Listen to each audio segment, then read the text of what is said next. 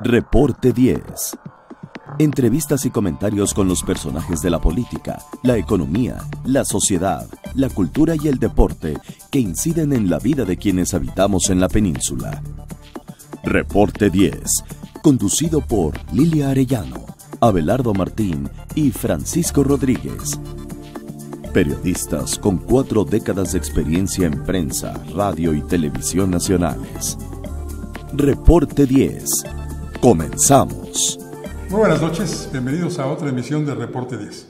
Esta noche nos honra con su presencia Lilia Arellano. Y también Claudia Rodríguez. ¡Qué Lilia, barbaridad! buenas noches. Ven nada más, sí. Necesito ausentarme más. No, porque entonces está así muy cálida la bienvenida. No, yo creo que tienes que estar más aquí con nosotros. No, porque al sí. contrario. Pero miren, luego me recibe a golpazo abierto. No, mira, me voy a llenar la boca de elogios para ti. Hoy no. Muy guapa, ese peinado te queda muy bien. ¿Sí? Sí, muy guapa, bienvenida. Pero no me voy a cortar el pelo, ¿eh?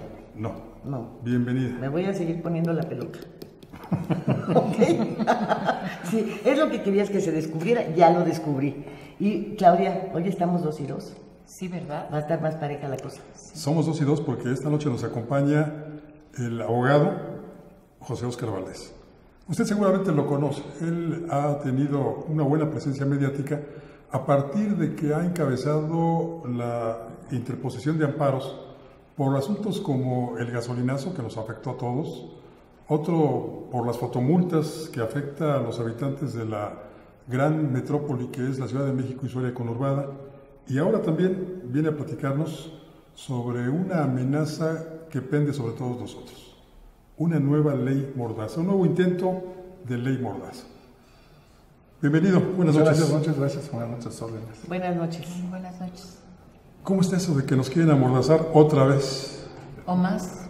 Yo creo que aquí vamos a distinguir muy bien, es una modificación al Código Civil Federal, es el artículo 1916, y se le agregan, este artículo ya estaba muy encaminado a la reparación del daño, pero se le agregan 3 párrafos que son fatales, que te dicen claramente que al que dé información cierta o falsa de alguna persona con el objeto de denostar por cualquier medio electrónico o escrito, se considera un hecho ilícito. Bueno, aquí tenemos que considerar lo siguiente, o sea, si dices una verdad, estás cometiendo un hecho ilícito. Si es una mentira, también. Entonces, significa que no puedes dar una verdad, una mentira, porque pues, es un hecho ilícito. Ahora bien, esto es contrario a lo que está en la Constitución. El artículo 6 te contempla claramente que tú puedes tener información de cualquier parte y poder divulgarla. Pero lamentablemente en lo que se va al amparo y se resuelve, vienen las elecciones. Está hecho, es una ley electorera. Pero yo creo que está más encaminada, perdón que te interrumpa, al artículo 7 que habla de la libertad de imprenta, ¿no? Más que a cualquier ciudadano. Yo creo que a lo que lo estás encaminando es a eso. A lo que iríamos más que, también podría ser, pero fundamentalmente el artículo 6 te consigne a decir que cualquier información que tengas la puede ser pública.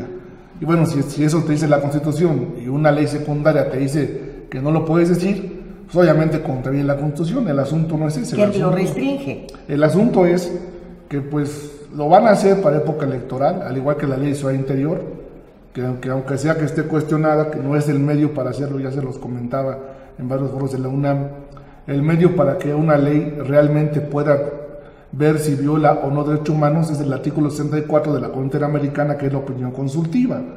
Que la Corte le va a decir a frente que sí, ni que diga la Corte que es inconstitucional, ¿verdad? El problema aquí va a ser en cuanto a la ley mordaza es que si metes el amparo, primero pues es contra una ley, no admite suspensión, tendría que estar vigente la ley, y en lo que pasa en las elecciones, pues ya ganas el amparo al año y después ya se queda solito y se acabó el asunto, ¿no? ¿Y te callaron? Ya te callaron. Y yo creo que eso va. Pero Claudia decía del artículo 7 constitucional, pero por lo que yo veo y como por los tiempos electorales, creo que también va dirigido a quienes usan el Twitter, usan el Facebook. Lo conoce como la ley meme, o sea, así le bautizó el pueblo de México, la ley anti-memes, ¿no? ¿Por qué? Porque es cualquier medio impreso o electrónico o digital, o sea, que llamamos redes sociales, ¿no? Entonces ya no te van a permitir que en tus redes te mofes de un político, te mofes de alguien, aunque sea información cierta o falsa. Fíjate qué interesante y qué bueno, ojalá la prueben. Nada creo que nos podría dar más gusto, Paco, Claudia, porque en principio el callar a los comunicadores pues es un daño para todos, para el que habla y para el que recibe información, que debe tenerla lo suficientemente clara para marcar su criterio y votar. Cuando callan a un periodista están callando el derecho a saber de la gente. Una. Dos, te van a dar una pena económica que puede llegar a 5 millones de pesos. Es correcto. Pero que puede ser de 500,000. No los tienes. Y si no tienen que te embarguen, ¿te vas a ir a la cárcel? No, porque eso es puramente civil. O sea, es administrativo, nada más. También se están yendo, vamos a ser muy claros. Mira, si no te llevan a la cárcel, pues, ¿qué te preocupa? Ahora, si te llevan, qué bueno.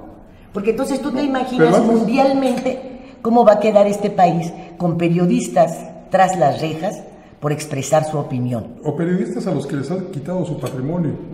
¿Sí? Es peor todavía eso, porque en el caso de que te priven a ti de la libertad, te lo privarían a ti como Lilia Arellano, periodista. Pero van sobre tus bienes. Bueno, entonces, esto que nos sirva de alerta para cambiar nuestros bienes a nombre de terceros o de cuartos, para que al momento que te impongan una cosa de estas, pues no tengas. Simplemente no tengas. Entonces, a ver, sáquele sangre a esta piedra. ¿De dónde? Yo creo que aquí lo importante sería que la gente conociera primero el alcance de esta ley. Por eso, se va a dar cuenta, porque nos topamos con una ciudadanía que tiene que enfrentar así, de golpe y porrazo, la situación para poder reaccionar y decir, bueno, pues ¿cómo que yo leo a Paco? Y ¿cómo que lo van a...? No, vamos a sacarlo porque pues, no tiene, o sea, no va a tener, porque además esa es una muestra de honestidad de tu parte. El problema que yo veo aquí, ojalá que la gente respondiera como respondieron los jóvenes el día 19 de septiembre. Tuvo nada más la llamada de petate 30 días y después se apagó. Esa es la realidad. Pero también ahí la instancia, el Estado, los gobiernos metieron la cuchara para regresarlos a sus lugares, ¿no? Lo que hicieron fue prácticamente pues armar fue el caso Frida y automáticamente irnos todos a las cámaras para ver a Frida, y lo que otro es el gobierno recuperó otra vez el control de todo, ¿no? Ya una vez que lo retuvo ya se acabó el asunto. El problema es que nos hemos deshumanizado. Esa es la realidad. El problema es que tú eres comunicador, es tu problema, esto es tu programa y se acaba el asunto. Yo no creo que esto vaya enfocado a los muchachos de Twitter o de Facebook, porque ¿con qué van a responder si no tienen?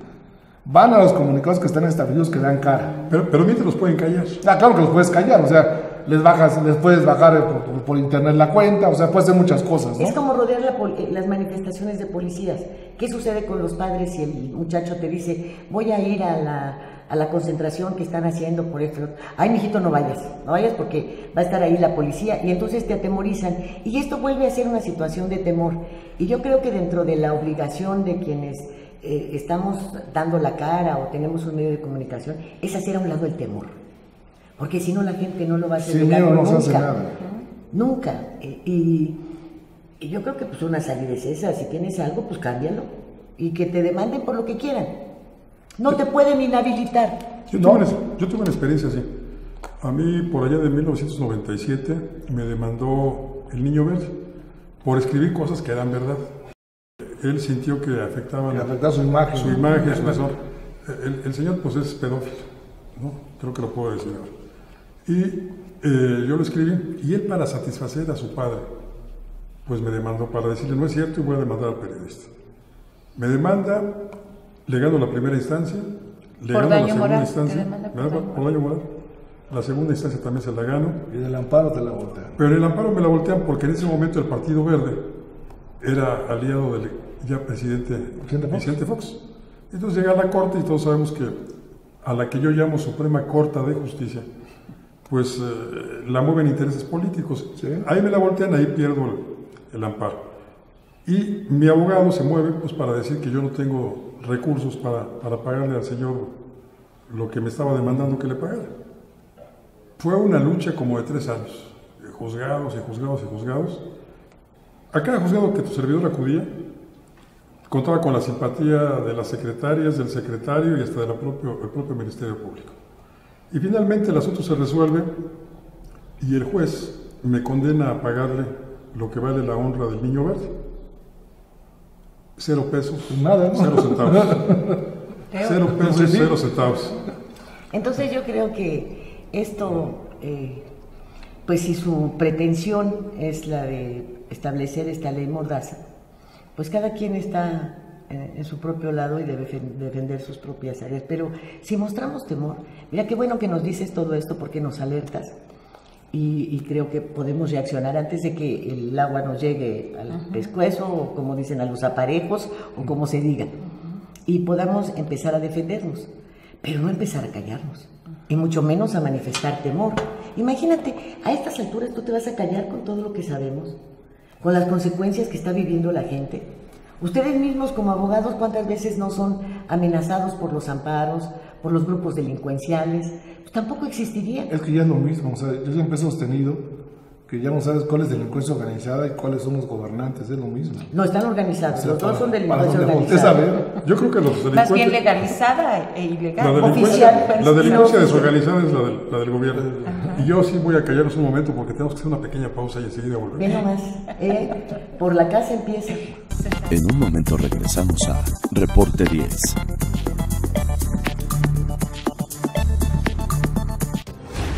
Las cosas que queremos, los proyectos que empiezan, las ilusiones concretadas, necesitan una asesoría legal y una base concreta. Notaría 64. Respaldamos tus actos legalmente.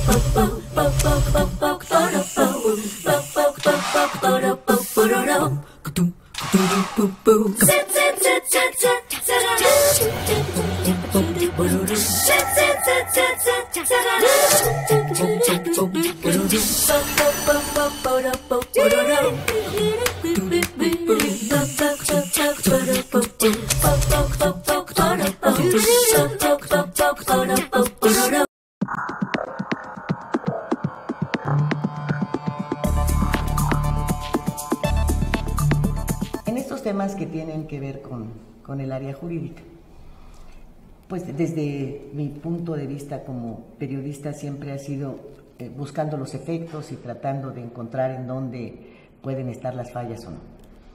Recurrimos obviamente a quienes como usted manejan el derecho de una manera, pues, ¿qué se puede decir? Genial.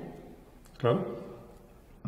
Y nos topamos con situaciones que usted ha encabezado y que esperamos que no se derrumbe su fe y su esperanza en que nuestro pueblo reaccione y pueda aportar más y más amparos, denuncias, quejas, pelearse, porque tiene el de la gasolina.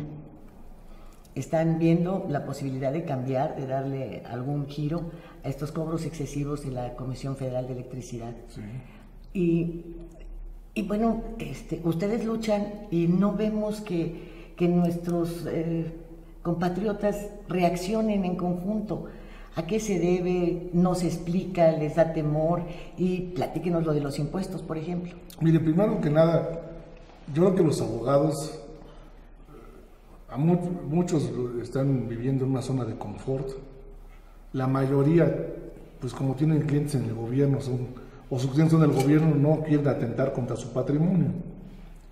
Yo no manejo nada de gobierno. No, mis clientes son particulares y siempre les he dicho, les voy a hacer bien claro que yo soy bien peleonero, ¿eh?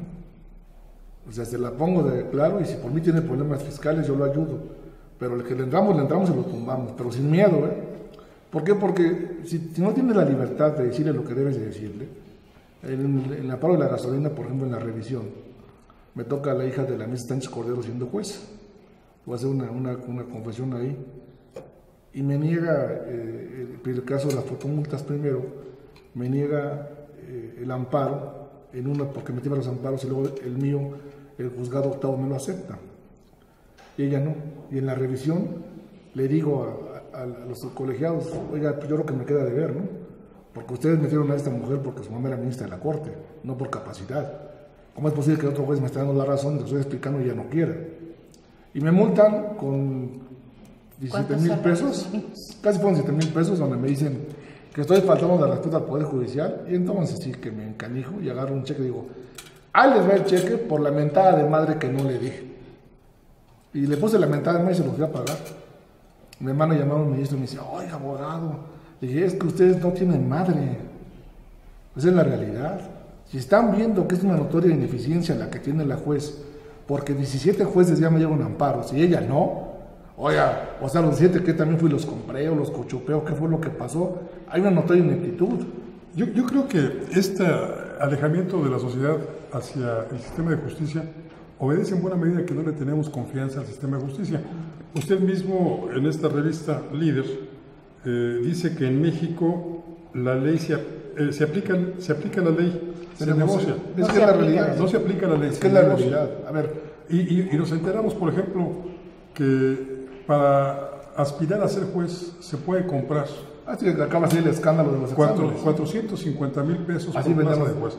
Entonces, si yo aspiro a ser juez y tengo que invertir 450,000 pesos, es porque sé que voy a sacar mucho más de los 450,000 pesos como ganancia, porque me voy a vender al mejor postor como juez. Esa es la realidad.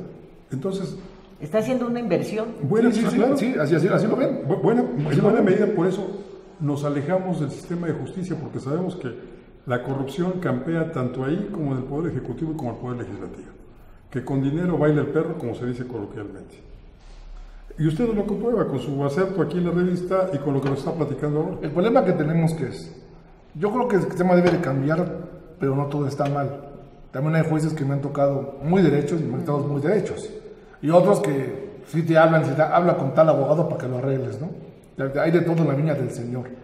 Me han tocado jueces muy malos, sobre todo me he dado cuenta que lo que ha creado la Corte ha sido unos monstruos que se llaman juzgados auxiliares, que son completamente ineptos, pero que eres cuate del ministro para que te mandan a donde tú quieras, ponen tu juzgado, para que resuelvas como tú quieres, ven a negociar lo que quieras, el bien que va a regresar otras con el juez.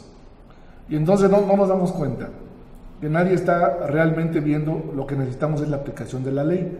Diego Fernández, nuestro máximo negociador de la ley en México, decía recientemente que si arreglamos el Poder Judicial, arreglamos todo. Tiene razón. O sea, la gente lo que no soporta, si te das cuenta en este momento cómo está el país, la gente no se está quejando de la inseguridad, está quejando de la impunidad. No de la inseguridad, y mira que estamos mal, porque la gente está harta de que no se aplique la ley. Es que es la cadena, ¿no? Esta impunidad también viene... Te lleva a la corrupción y te lleva a muchas cosas. Inseguridad. Pero yo creo que en el ámbito judicial y más en cuestión de jueces, ministros, magistrados, que un solo juzgador haga este tipo de cosas, yo creo que repercute como este efecto mariposa en toda la sociedad, ¿no? Mira, una buena sentencia, digo, a todos nos funciona. El problema que tenemos es que hay una frase que se atribuye a Bertolt Brecht, que no es de él como tal, es un sacerdote alemán, en donde decía, en una ocasión llegaron por mi vecino porque era comunista, y yo no era comunista y no hice nada y se lo llevaron.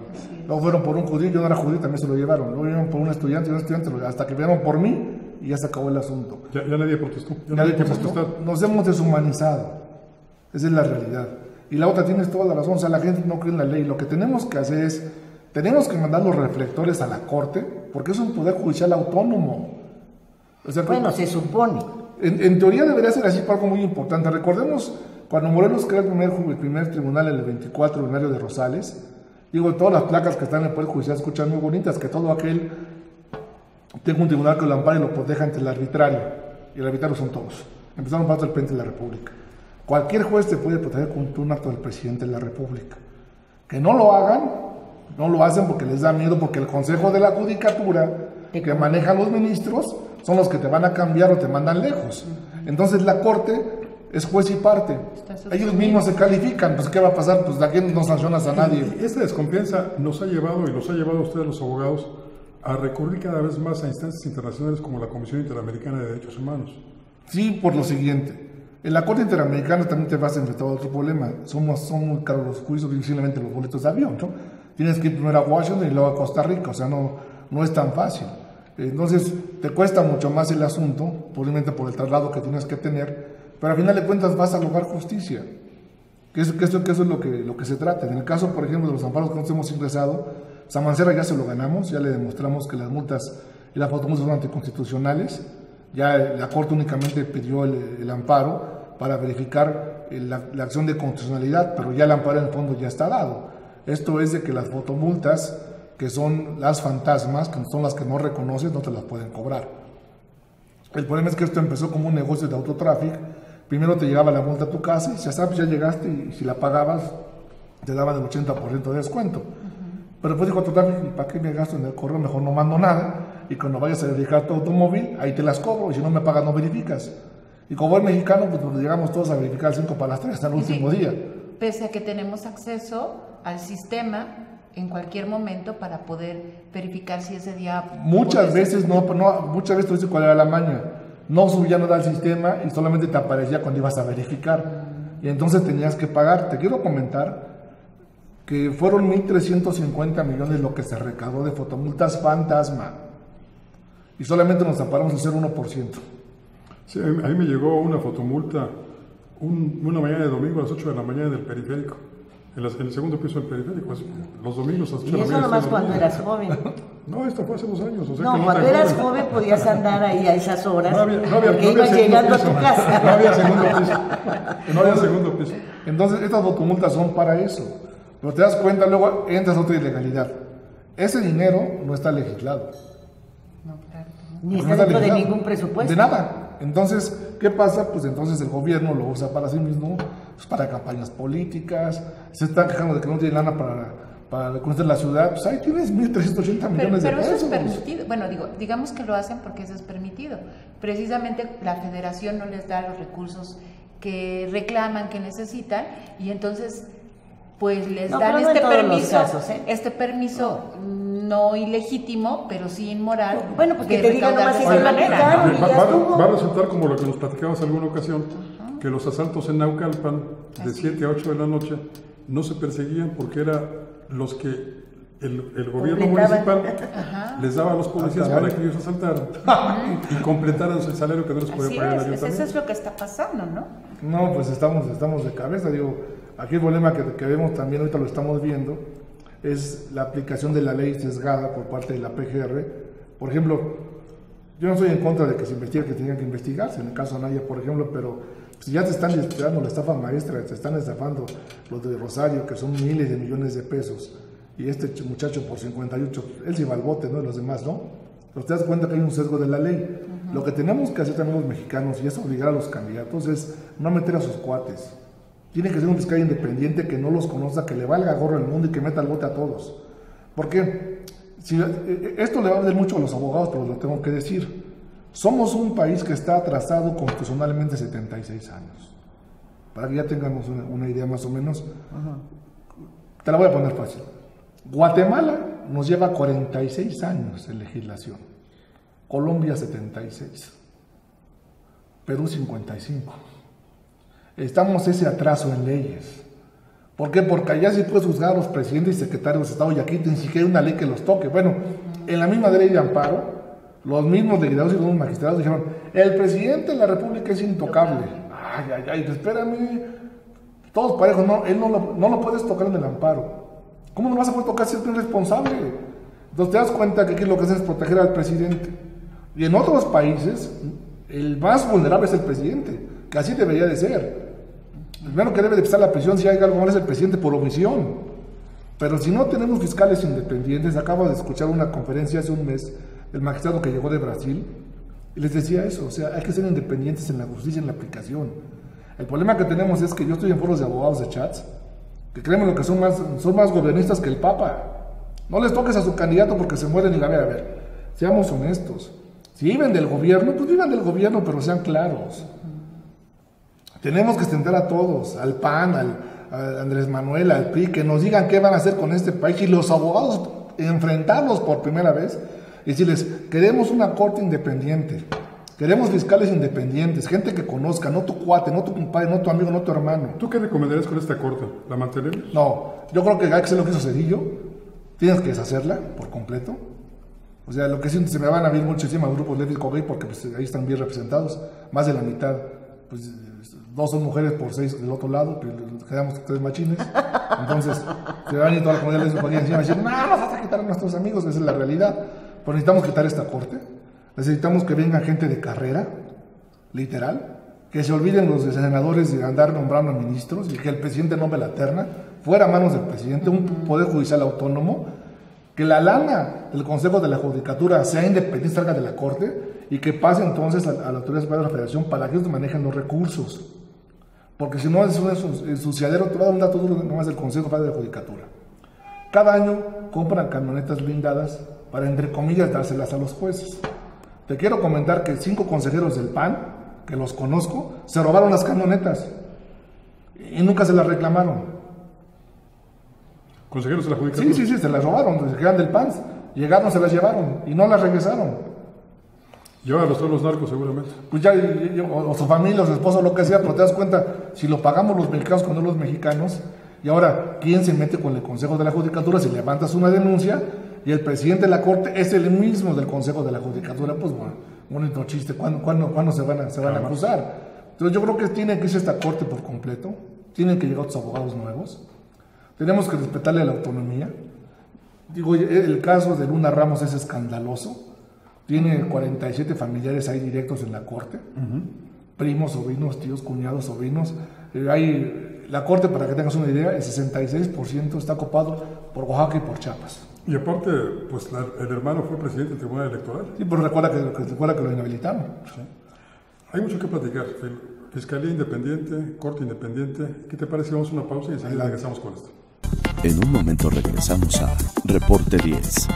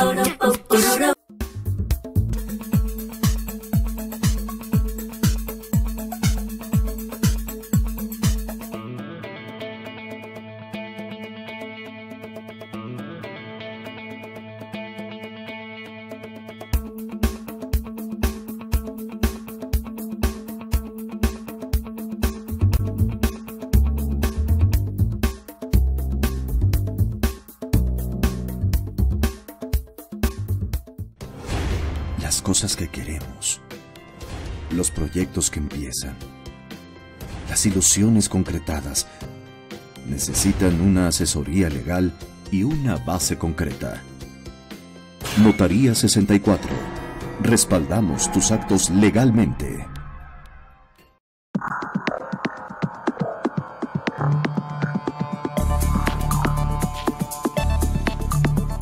Regresamos esta noche con Reporte 10. Bueno, tenemos la presencia excelsa de Lilia Arellano, hay que remarcarlo, ¿no? Ahora sí ya me voy a preocupar. No, sí, hay que remarcarlo. No, como que es que lo que no sabes es que ya viene quincena, tiene que... Ah, ok. Bueno, con razón está más luminoso el asunto, ¿no? Pues lamento decirles que no va a haber, ¿eh? No nos ponemos en huelga y tenemos abogado. Sí. Ya tenemos abogado. Mira, está de nuestro lado. Y acuérdate que más tarde el mío. la justicia... Ya lo vi, mira, somos igual de peleoneros. La justicia se negocia. Idénticos. Hay que entrarle. No se Chima. imparte. Bueno, pues estamos hablando precisamente del papel que vemos está desempeñando las instancias de justicia en el país. Ya decíamos aquí que la verdad es que pues los mexicanos tenemos, la verdad, temor de vernos envueltos en un asunto de justicia, en un asunto administrativo, que la verdad no sabemos si es administrativo, si es penal, ¿no? Si es un asunto civil. Y este desconocimiento de la ley que tenemos los mexicanos, pues yo creo que se debe también a cuál es más bien la situación del país. No podemos esperar que tengamos acceso con conocimiento a una instancia de justicia cuando la verdad pues no tenemos ni educación, ni salud, ni alimentación, ni mucho menos dinero para pagar, ¿sí? Cuando nosotros nos vemos envueltos en un asunto con la ley, pues confiamos a ciegas con nuestro abogado. Si tienes para pagar. Si tienes para pagarlo, bueno, tenemos derecho a tener un abogado de oficio, ¿no? Que no aparece, o que bueno, muchas veces pues sabemos que ya habló con el juez o con la, tiene o una con carga la de jueza. trabajo enorme. También no conoce del asunto, ¿no? Pero yo aquí lo que veo también es que nos ponía sobre la mesa, abogado, este asunto de que si nosotros no confiamos por desconocimiento, que bueno, eso no nos exime, ¿no?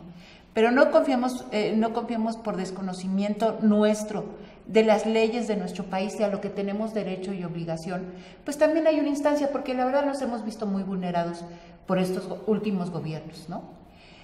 Tenemos acceso a estas cortes interamericanas, en donde usted también nos ha dicho que cuesta mucho dinero, pero yo creo que aquí lo que tenemos que saber es que la Constitución y estos tratados internacionales están a la par y muchas veces sobre la misma Constitución, ¿no? En lo que tú comentas es cierto. Lamentablemente en la Corte lo que hicieron fue aplicar lo que le llaman un bloque de constitucionalidad, porque si hubieran ellos aceptado la sentencia de la Corte Interamericana de Rosendo Radilla, donde los tratados quedan arriba de la Constitución, tendríamos de cambiar la Constitución, y eso conllevaría, imagínate lo que conlleva cambiar la Constitución. Bueno, lo hicieron. Para la firma de los tratados de libre comercio a partir de la década de los 90, la Constitución se ha venido adecuando a los intereses de los tratados, no los tratados a nuestra Constitución.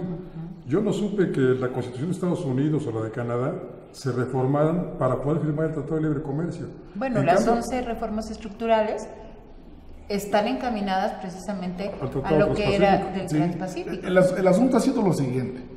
El asunto es que yo creo que aquí lo que le falló a la Corte, por eso tienen todo en la Corte Interamericana. Los tratados internacionales, según el convenio en Viena, y los tratados internacionales te dicen que están arriba de los estados. Entonces, cuando llegas, vamos a ver pues, el caso de Ayotzinapa, que ya va para allá, el caso de Atenco, que ya va para allá, el caso que fue de las famosas muertas de Juárez, que realmente fue el campo algodonero, vino la recomendación que no la ha cumplido todavía el gobierno de Chihuahua, pero pues ahí sigue la recomendación todavía vigente. Te das cuenta que ha habido sentencias en contra del gobierno mexicano.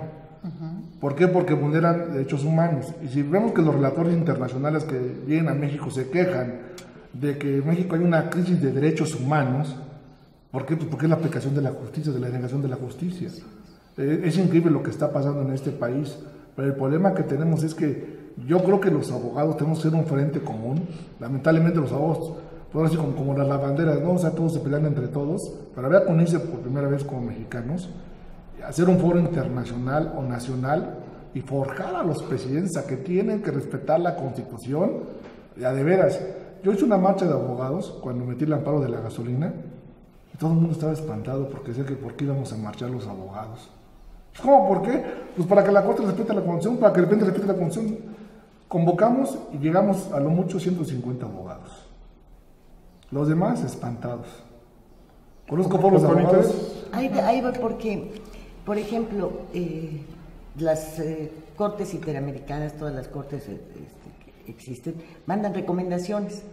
Estas recomendaciones se enlistaron para dar opiniones sobre la Ley de Seguridad Interior y decir que es una ley violatoria de derechos humanos y puntualizar todos los renglones que se afectan con esto. ¿Y qué ha pasado? Nada. No, a ver, es que... No los escucharon. No, ahí voy. Lo que pasa es que es un proceso. A ver, el asunto es que aquí lo que hizo el gobierno fue la Ley de Seguridad de Derechos Humanos, pues la conozco porque... No, la Ley de Seguridad Interior. Lo vimos en la UNAM, se amparó la CNDH, impugnó 34 artículos de la ley, se impugnaron 12 artículos, el más importante es el artículo 8 de la ley que te dice que las manifestaciones pacíficas no serán objeto, y bueno, ¿quién califica si eso no es pacífica, no? ¿A quién se lo deja? Ese no es el problema. El problema es que el presidente de la República mandó a la Corte para que la Corte definiera si eso no es constitucional. La Corte no maneja constitucionalidad de derechos humanos, esa es la Corte Interamericana. Lo que va a hacer la Corte, ya también lo dije en la UNAM, Juan Velázquez fue el que hizo parte de esta ley, hubo un debate en la UNAM, yo le dije, a ver, si realmente el presidente quisiera ver el escrutinio de esta ley, tenía que ser una opinión consultiva a la Corte Interamericana para que ellos definan si eso no es constitucional. En las recomendaciones de la Corte lo que te dicen es que no es posible que tengas al ejército en las calles y que no es permisible que el ejército esté en las calles. Esta ley lo que hace, entre comillas, es permitirle un marco jurídico al ejército para que siga en las calles. ¿Por qué? Porque no lo hizo Calderón. Y la pregunta es, ¿por qué hacerlo en época electoral? ¿Por qué no la hiciste con las reformas estructurales cuando empezaste? Porque con otros artículos pueden entrar a tu casa y claro, hacer pero ¿por qué la haces en año electoral? Para reprimir. Okay, para atemorizar. El problema es que entonces, si tienes la ley Mordaza y tienes la ley de interior, en época de elecciones, pues es el voto del miedo. Así es. Punto, se acabó el asunto. Hay votos de hambre y miedo entonces ahora. Aquí va a ser esto. Ahora, si el presidente tuviera la facultad y la voluntad política, más que en facultad, la voluntad, de que realmente quiere que la Corte verifique la ley, no se la manda a la Suprema donde están sus empleados, se la manda a la Corte Interamericana. Y entonces la opinión consultiva es obligatoria y hay convencionalidad, que es o la cumples o la cumples. Bueno, pero afortunadamente si aquí hay titular contrapesos. El contrapeso sí hay, pero es internacional. Sí, pero también hay contrapesos, afortunadamente, que sí los estamos viendo y yo los veo sanos, cuando se envían las controversias constitucionales respecto a la Ley de Seguridad Interior. Y entonces, de alguna manera, eso frena también que la Suprema Corte de Justicia avale la constitucionalidad de esta ley. No, por dos cosas, las desechó la mayoría, las de los municipios las desecharon. Sí, bueno, pero siguen entrando. Ya no hay tiempo porque... Son luchas estériles. Lo voy a explicar por qué. Hablemos de una aplicación de la ley de la autoaplicativa y autoaplicativa, las autoaplicativas del mismo acto, las heteros son 30 después. ¿El problema cuál es aquí? El problema es que se ampararon casi 8 municipios, pero las desecharon porque decían que no les causa perjuicio porque todavía no entra en vigencia, punto. Y las desecharon. Y la otra... Pero sí los reprimieron. En el caso de Cholula, que fue el primer ayuntamiento que presenta un amparo, lo que hizo el ejército fue retirarse y dejar el ayuntamiento al garete. Dejarlos ahí. Ahora, ¿el asunto cuál es? Porque el asunto infantiloides, los soldados. Si lo veo más grave, en materia personal, eso sí es lo delicado, no te permiten el amparo porque no te causa agravio. Y entonces aquí hubo varias ONGs que decían, no, vamos a ampararnos. Dije, no se amparen porque de forma particular no les causa agravio. Bueno, la CNDH, después de muchas presiones, logró que se aceptara la demanda de amparo. Vamos a ver cómo les va. Yo ya les dije, en mi punto de vista, la Corte lo que va a hacer es un artículo constitucional, es una facultad mega orgue del presidente de la República y la va a ratificar y se manda la ley por buena. ¿Qué va a pasar? Pues te vas a tener que ir a las instancias de la Interamericana y después de 8 meses te van a decir, ¿qué crees? Si es inconstitucional y vende para abajo. Sí, pero ya pasó la elección. Bueno, se supone que un gabinete presidencial lleva a cada una de las posiciones a quienes son conocedores en la materia.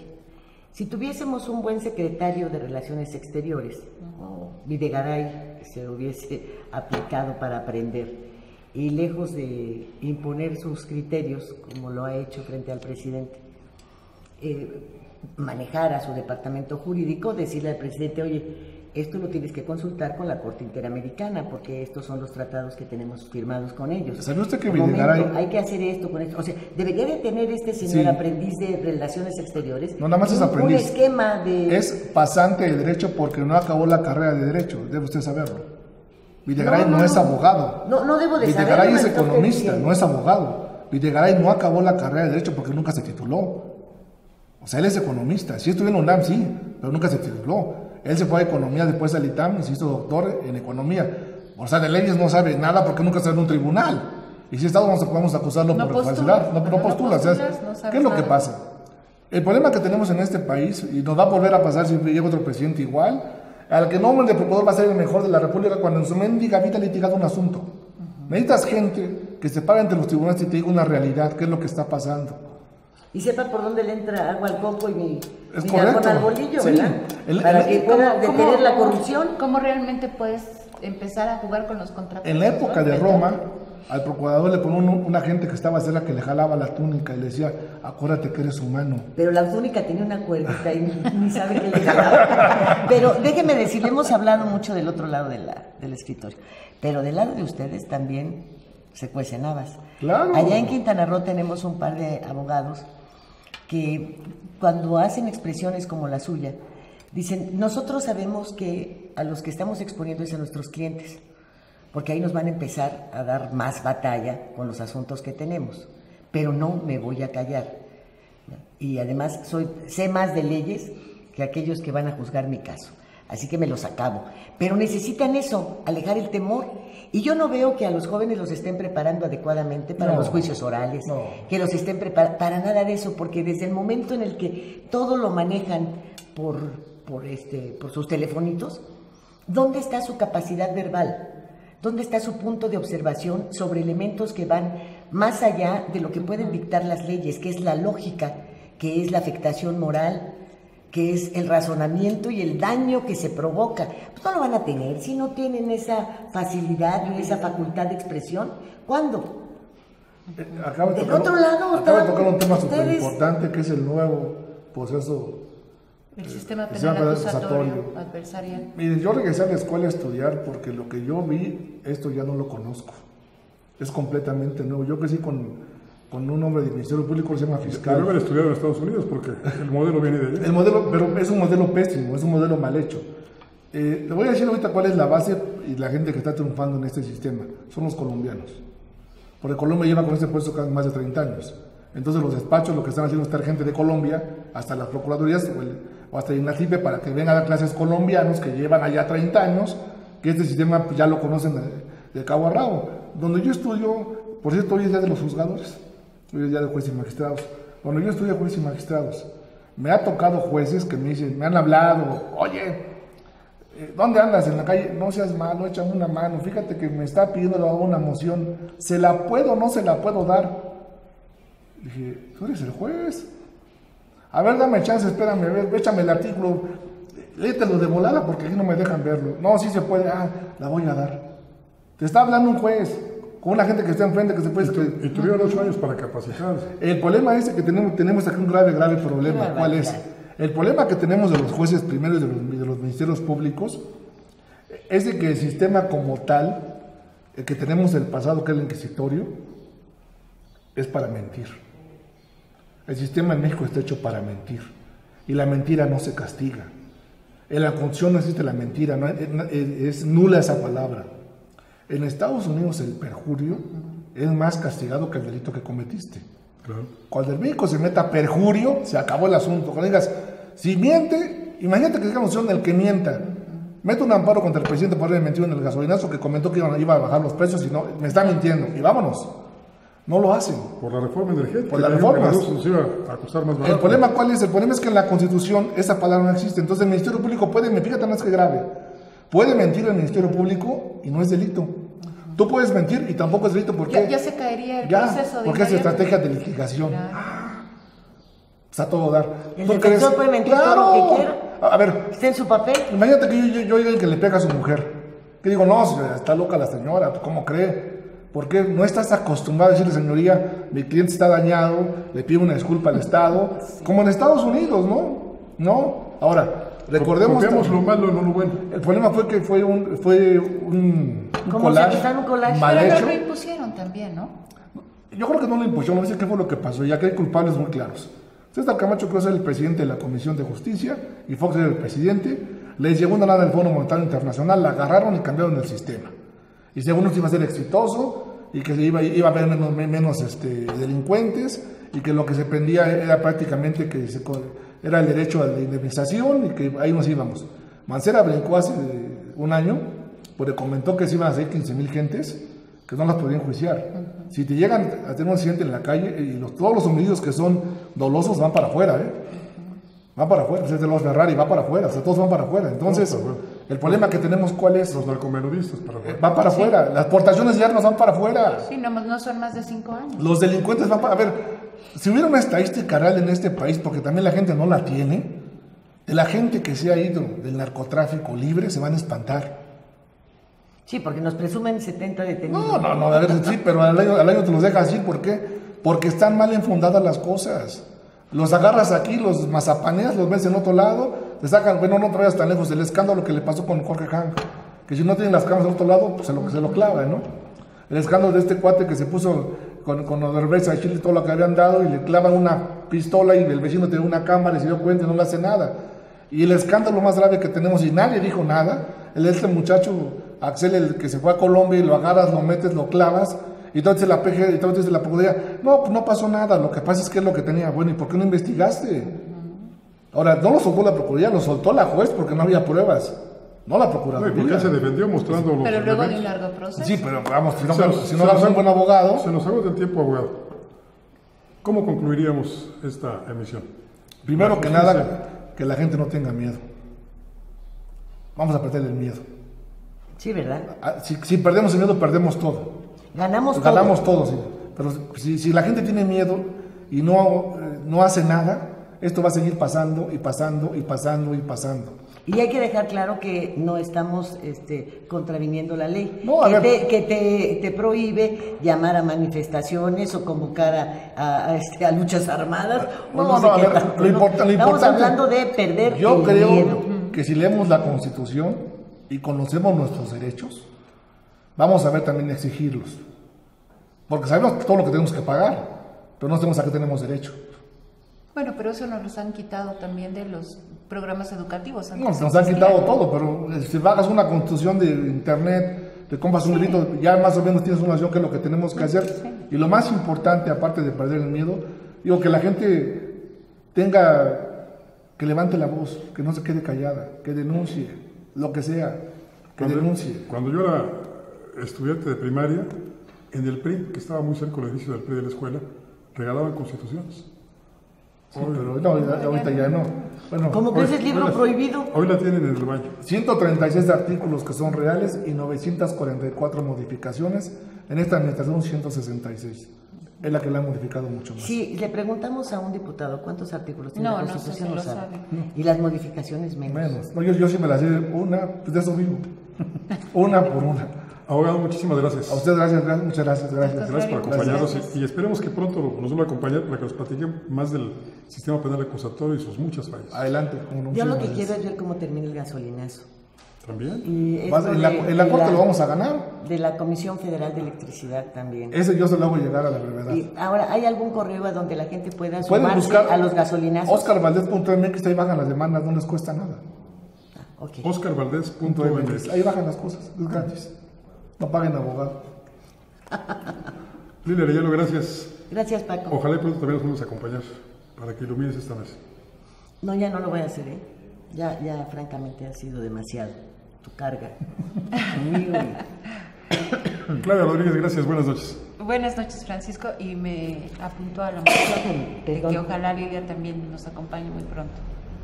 Soy Francisco Rodríguez, le agradezco mucho su compañía, lo invito para que la semana próxima también nos sintonice y mientras tanto le deseo como siempre buenas gracias y muchas noches. Ahora tiene usted a la mano más herramientas informativas para que emita su propia opinión. Comuníquese con nosotros, aporte sus comentarios y sugerencias a los correos y redes sociales que aparecen en su pantalla. Mientras, le invitamos a sintonizar Reporte 10 la próxima semana, a la misma hora, por esta señal que siempre va contigo.